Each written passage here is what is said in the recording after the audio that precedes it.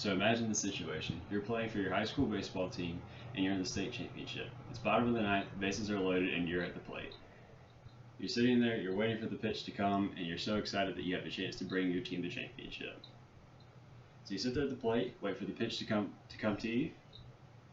You wait for it, you swing as hard as you can, and the ball goes right past you. You wonder how in the world that could be. Well, for one, your stance, let's say that this is the pitcher's mound. You're normally supposed to stand like this, but you're standing facing the pitcher. Your swing, you're chopping down at the ball, and you're not even getting close to it. And three, you didn't even make eye contact with the ball when it came by. You were looking off somewhere else. How in the world are you supposed to be able to hit it that way?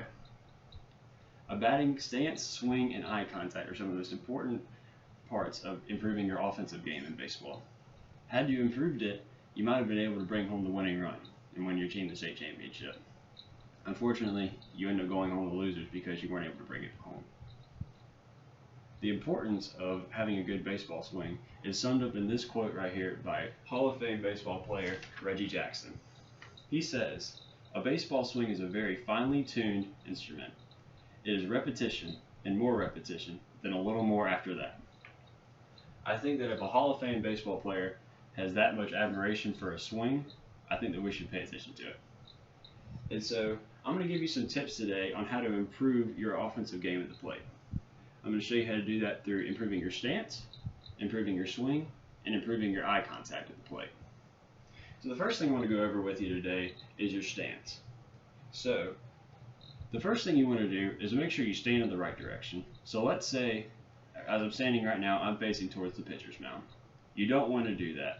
What you want to do is stand to the side. Now that depends on if you're a righty or a lefty. If you're a righty, you want to make sure that you're standing on the left side of the home plate. It's a little confusing, but just make sure you think the opposite way of that. If you're a lefty, you want to stand on the other side of the plate.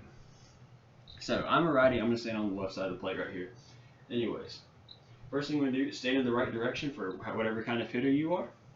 Second thing you want to do is have no non-recoverable movement. And what I mean by that is that you want to make sure that by the time you're finished doing your movements at the plate, you're waiting for the pitch to come, you're able to recover and get into a good stance to be able to make sure you hit the ball. It doesn't matter, you don't have to be having a correct stance right as the pitcher's throwing the ball, just make sure you can recover to the point to where you can have a good stance form so you're able to swing at the ball and be able to get some good contact. So the second thing I want to talk to you about now is the actual swing. And so I have two tips for you on how to improve your swing. No unnecessary movement, and also transferring your weight. So with no unnecessary movement, what I want to talk about is kind of like what we were talking about with the stance. You want to make sure that you're able to recover from whatever movement you're having in order to get into good form, and also making sure that whatever you're doing is necessary in order to help you succeed. And so what I mean by that, you don't want to just be slowing around and then if the pitch is coming in right here, you don't want to go to swing towards the ball and then all of a sudden drop your shoulder and then you're not likely to hit the ball.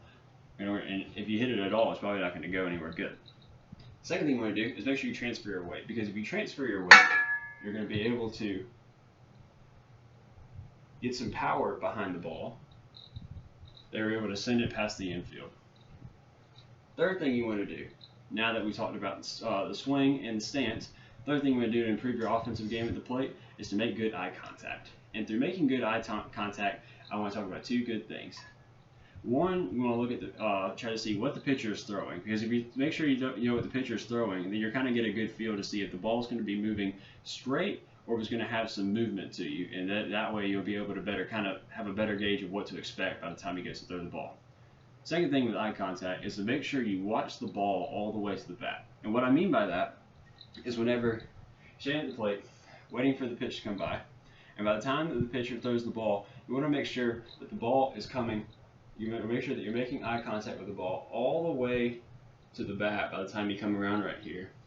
That way you're very likely, in order to be able to guide the bat to where you're looking at the ball, that way you're more likely to hit it.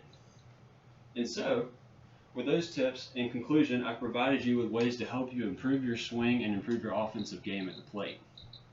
And so with these things, I hope that through improving your stance, improving your swing, and improving your eye contact, you're able to have a better performance at the plate, and I hope for nothing less than your improvement. Thank you so much.